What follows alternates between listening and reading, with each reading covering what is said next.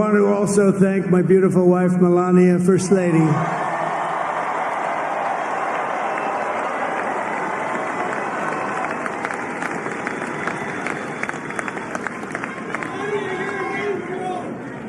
Who has the #1 best-selling book in the country. Can you believe that?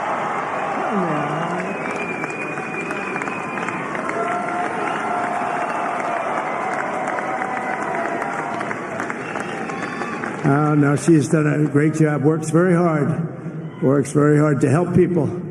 So I just want to thank her. But I want to thank my whole family, my amazing children, and they are amazing children.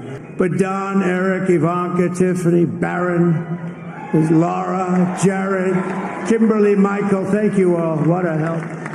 What a great help.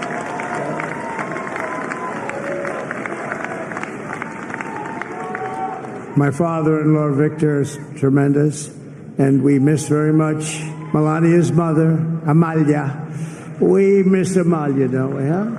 She would be very happy right now, standing on this stage. She'd be so proud. She was a great woman, that one. Beautiful inside and out.